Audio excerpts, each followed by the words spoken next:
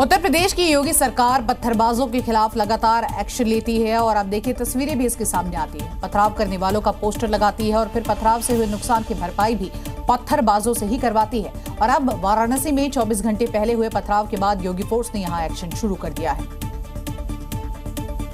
यानी जो कल पत्थरबाजी कर रहे थे उनकी तस्वीर अब पोस्टर पर आ गई है।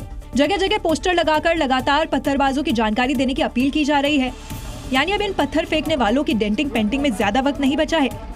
दरअसल 24 घंटे पहले वाराणसी के नहिया गांव में धार्मिक गेट पर झंडा लगाने को लेकर विवाद हुआ था। इसी विवाद में पथराव भी शुरू हो गया था, जिसमें एसीपी समेत 7 पुलिसकर्मी घायल हो गए थे। जिसके बाद अब पुलिस ने एफआईआर दर्ज कर वीडियो के आधार पर आरोपियों की तलाश तेज कर दी है और इसके लिए पत्थरबाजों के पोस्टर लगा दिए हैं। हालांकि अभी तक पुलिस 10 से ज्यादा लोगों को गिरफ्तार भी कर चुकी है।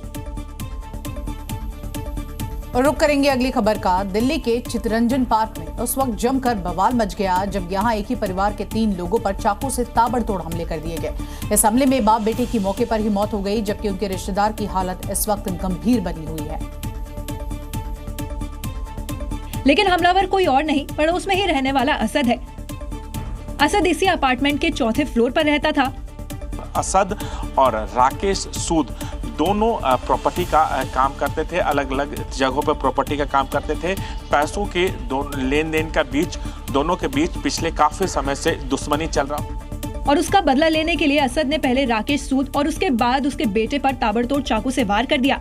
इस बीच बचाव में आए उनके रिश्तेदार पर भी हमले किए गए। वहीं पुलिस ने इस मामले में आरोपी को गिरफ्तार कर लिया है। जो आरोपी है इसके ऊपर पहले भी 2005 में पुलिस स्टेशन संगम विहार में एक एफआईआर दर्ज। वहीं पुलिस आरोपी से पूछताछ कर रही है। उत्तर प्रदेश के मुजफ्फरनगर में पुलिस प्रशासन ने जिले को अपराध मुक्त बनाने में एक आप देखिए किस तरह से इस दिशा में बड़ा कदम उठाया है। हिस्ट्री शीटर्स को भी आप देखिए किस तरह से पुलिस यहां पर लगातार शिकंजा कसती हुई नजर आ रही है और उसी की एक तस्वीर अब आपको दिखाते हैं। ग्रामीण क्षेत्रों के थानों में ऐसे अपराधियों को तलब करके उनका लगातार सत्यापन किया गया और उन्हें सख्त हिदायत दी गई। दरअसल ये कवायद थी जिले में अपराध में कमी लाने की, जिसके तहत हिस्ट्री शीटर को बुलाने के साथ ही उन्हें पुलिस की मदद करने के लिए कहा गया। सजा पूरी कर चुके या जमानत पर बाहर चल रहे थे ये अपराधी पुलिस के निमंत्रण पर थाने भाग चले आए, जिन्हें इन्फॉर्मर बनने या फिर शक के आधार पर कभी भी उठाए जाने की चेतावनी दी गई। अगर कहीं भी कोई दिक्कत तुम्हारे आसपास हुई तो तुम कहाँ से जाओगे? कोई ऐसा नहीं है तुम ऐसे अभी जो बिल्कुल घाट पे आ गया हो तुम बहुत कुछ कर सकते हो। जिले के कई थानों में ऐसे ही कवायद की गई। तुम हमें इन्फॉर्मेशन दोगे, ये तुम्हारा काम है।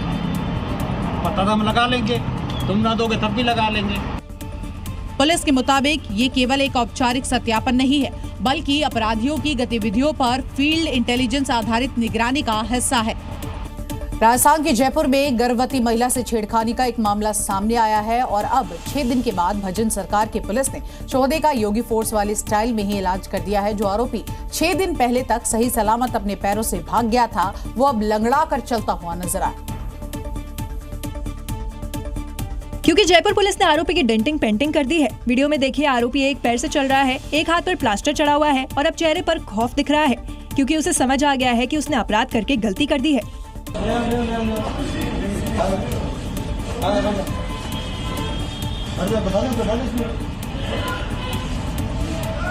दरअसल 12 अप्रैल को आरोपी ने सड़क पर जा रही एक गर्भवती महिला से छेड़खानी की थी और महिला के शोर मचाने पर आरोपी फरार हो गया था, लेकिन उसकी ये करतूत सीसीटीवी में कैद हो गई थी, जिसके बाद पुलिस ने उसे सीसीटीवी के आधार पर आरोपी की तलाश शुरू कर दी थी और अब पुलिस गिरफ्त में आने के बाद चौधे की डेंटिंग पेंटिंग कर दी है।